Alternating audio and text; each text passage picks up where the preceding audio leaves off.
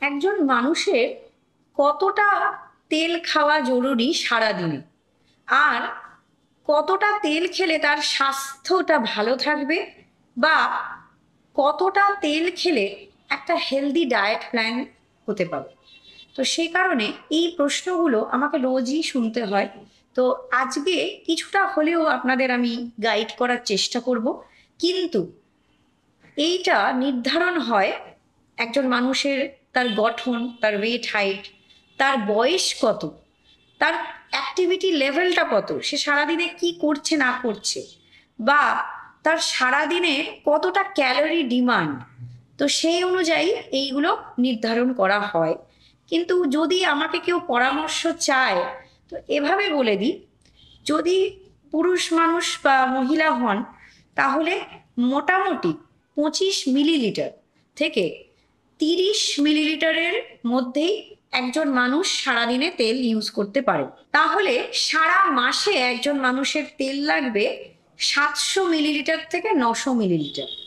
তো এভাবে যদি আপনারা করতে পারেন, চেষ্টা করুন যতটা। কিন্তু এটা সবসময় হয়ে ওঠে না, কারণ হয়তো একজন মানুষের তো ওভাবে রান্না করা যায় না। হয় সারা মানে বাড়িতে ধরুন 4-5 জন মেম্বার্স আছে, তো তাদের সবার জন্য রান্না হচ্ছে। তো যদি আপনারা একজন মানুষের হিসেবটা এভাবে ধরে নেন, তাহলে আপনারা প্রত্যেক মানুষেরই সেভাবে তাহলে একটা তেলের হিসাব নিয়ে নিতে পারবেন। তো সেই অনুযায়ী তখন রান্নাটা সেভাবে আপনাদের করতে হবে। যদি প্রত্যেকটা মানুষের ধরুন 25 ml তেল নিচ্ছেন, তাহলে সেইভাবে তাহলে সারাদিনে ওইভাবেই একটা তেলের কৌটো রেখে দিন, তাহলে ওই ওই তেল থেকেই সারাদিনের রান্নাটা করুন। তো এভাবে আপনাদের একটা গাইডেন্স হতে পারে। এবার আপনারা হয়তো ওই কৌটো করে মেপে রাখছেন রোজকার তেল, মানে রোজ সকালে উঠে মেপে নেন। কিন্তু হয়তো বাড়িতে ওই 5 জন মেম্বারের মধ্যে 2 জন বাচ্চা, তো দুজনকেই কি আপনারা 25 ml বা 30 ml তেল খাইয়ে দেবেন? সেটা তো নয়। তো তাদের কিন্তু পরিমাণটা আরেকটু কমে যাবে। তো এই প্রথমেই যেটা বললাম যে এইভাবে নির্ধারণ করা যায় না, কারণ বাচ্চা থাকে, কারোর বয়স আলাদা, তার অ্যাক্টিভিটি লেভেল আলাদা।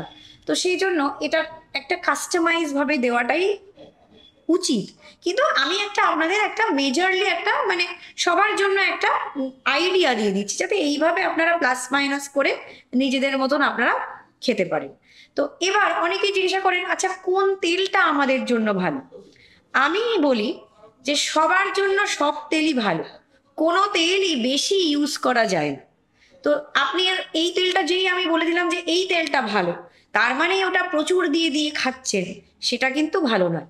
তাই প্রত্যেকটা তেলেরই কিছু কিছু গুণমান থাকে। তো সেই জন্য তো তেল আপনারা যা খুশি ইউজ করুন, কিন্তু অ্যামাউন্টটা খুবই ইম্পর্টেন্ট। আচ্ছা, যদি তেলের এবার তালিকা দিতে পারি আমি আপনাদের যে কোন তেলটা শরীরের জন্য ভালো, তাহলে ফার্স্টেই হচ্ছে নাম যেটা আসে অলিভ অয়েল। এই অলিভ অয়েল তো হার্টের জন্য খুব ভালো, কিন্তু এটা তো একটা বিদেশি অয়েল, এটা হঠাৎ করে সব রান্নায় কি আপনি দিয়ে খেতে পারবেন?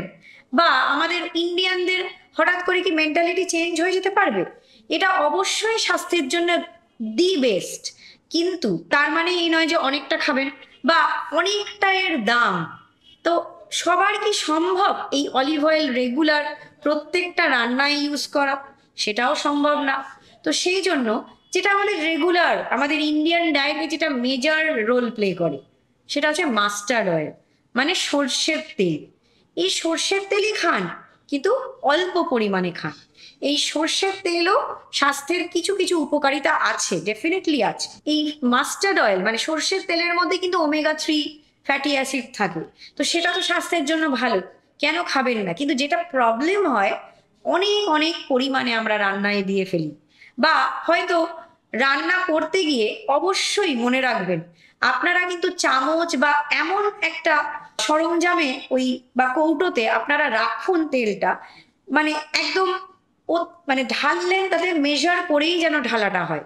এটা নয় যে একটা বড় মুখওয়ালা কৌটোতে তেল রাখলেন অনেকটা, যে ঢালতে গিয়ে পড়ে গেল, এরকম যেন আপনাদের কোনো অজুহাত না থাকে যে তেল বেশি খেয়ে ফেলছি আমরা। তো এমন জিনিসের মাধ্যমে তেলটা ঢালুন যাতে একদম ঠিকঠাক মেপে আপনারা রাখতে পারবেন। তো সেই জন্য এটাও খুব ইম্পর্টেন্ট। আর মাস্টার্ড অয়েলও আপনারা খেতে পারেন। অনেকেই জিজ্ঞেস করেন, আচ্ছা সর্ষের তেল ভালো? তো নিশ্চয়ই ভালো, নিশ্চয়ই ভালো। আর অনেকেরই পসিবল হয় না অলিভ অয়েল অ্যাফোর্ড করার, কারণ এর দাম অতিমাত্রায় হাই। বা আপনারা কয়েকটা রান্নায় স্পেসিফিক্যালি দিয়ে খেলেন, কিন্তু প্রত্যেকটা রান্নায় কিন্তু অলিভ অয়েল না ইউজ করে মাস্টার্ড অয়েলও ইউজ করতে পারেন। এরপরে হচ্ছে ক্যানোলা অয়েল। এটাও কিন্তু খুব আজকাল উপকারী, এটার অনেক বেনিফিটস আমরা শুনতে পাচ্ছি। তো এটাও আপনারা রেগুলার ডায়েটে ইনক্লুড করতেই পারেন। তো এটার মধ্যে কিন্তু খুব কম স্যাচুরেটেড ফ্যাট থাকে। এই স্যাচুরেটেড ফ্যাট কিন্তু শরীরের জন্য ক্ষতিকারক, তো সেই জন্য এটা আপনারা রাখতে পারেন, কারণ স্যাচুরেটেড ফ্যাট এর মধ্যে কম থাকে। এরপরে হচ্ছে রাইস ব্র্যান অয়েল। এই রাইস ব্র্যান অয়েলেরও উপকারিতা আছে, এটা আবার কোলেস্ট্রল কম করতে সাহায্য করে। তো সেই জন্য এটাকেও আপনারা রাখতে পারেন। সব রান্নাই আপনারা এটা দিয়ে করতে পারেন। অবশ্যই আপনারা দেখে নেবেন এর দাম। তো আপনাদের যেগুলো সুটেবল হয় আপনারা সেভাবে সেই তেল ইউজ করুন। কিন্তু প্রথমেই যেটা বললাম যে এর অ্যামাউন্টটা, বারে বারে আমি যেটা বলছি যে অ্যামাউন্টটা হচ্ছে ইম্পর্টেন্ট, কোন তেল ইউজ করছেন সেটা ইম্পর্টেন্ট নয়। অনেকেই আছে নারকেল তেলও রান্নাতে ইউজ করেন, তো সেটাতে কিন্তু অনেক পরিমাণে স্যাচুরেটেড ফ্যাট থাকে, তো এটা কম পরিমাণে ইউজ করাই ভালো। আবার অনেকেই আছেন রান্নাটা শুধুই ঘি বা বাটারে করছেন, খেতে তো ভালো লাগে, কেন ভালো লাগবে না, কিন্তু এগুলোও কিন্তু স্যাচুরেটেড ফ্যাট। কিন্তু ঘিয়ের আবার অনেক উপকারিতাও আছে, তাই পরিমাণ মেপে খান। প্রত্যেকটা রান্নায় দেবেন না, বিশেষভাবে কোনো রান্নায় দিন, বা রেগুলার না দিয়ে মাঝে মধ্যে একটু ভালো রান্না হলো তার মধ্যে দিলেন। তো এইভাবে যদি প্লাস মাইনাস করে খান, আশা করা যায় কোনো সমস্যা আপনারা ফেস করবেন না। অতিমাত্রায় কিছু জিনিস খাওয়া ভালো নয়, তবে ফ্যাটও শরীরের জন্য জরুরি, এনার্জি দেয়। তো সেই কারণে ফ্যাট রাখুন, কিন্তু কম পরিমাণে রাখুন। এরপর হচ্ছে যদি রান্নার মাধ্যমটা একটু চেঞ্জ করতে পারেন, মানে একটু বয়েল করে খেলেন, একটু বেক করে খেলেন, গ্রিল করে খেলেন, বা এয়ার ফ্রায়ারের মাধ্যমে খেলেন যেটাতে তেলটা অত্যন্ত কম লাগছে, তো এভাবেও যদি একটু চেঞ্জ করলেন কোনো কোনো দিন, তো সেটাও তাহলে রান্নাতে তেলের পরিমাণটা একটু কমিয়ে দিল। এরপরে হচ্ছে যে আপনারা গুড ফ্যাটস ইনক্লুড করুন, যেরকম নাটস, যে কোনো অ্যালমন্ড, ওয়ালনাট, তারপরে হচ্ছে seeds, chia seed, flax seed, pumpkin seed, তারপরে হচ্ছে মাছ ইনক্লুড করুন। এবার যেটা সবার আগে বাঙালিদের প্রশ্ন আছে, মাছ কি ভেজে খাবো না? অবশ্যই ভেজে খাবেন যদি না আপনাদের খুব সমস্যা থাকে, কিন্তু খুব বেশি মাত্রায় ওই যে তেলটা ইউজ হচ্ছে মাছ ভাজতে, সেটা দিয়ে ঝোলটা রান্না করবেন না, তাহলে তো সেই ঝোলেরও অনেক তেল হয়ে গেল। তাহলে ঝোলটা কম তেলে রান্না করুন, আর মাছটা তো ভাজতে তেল লাগবেই, সেই জন্য। আর যদি আপনারা এয়ার ফ্রায়ার ইউজ করতে পারেন সেটা আরো ভালো হয়ে গেল।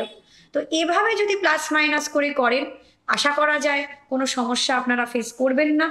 ভালো থাকবেন, সুস্থ থাকবেন, নমস্কার।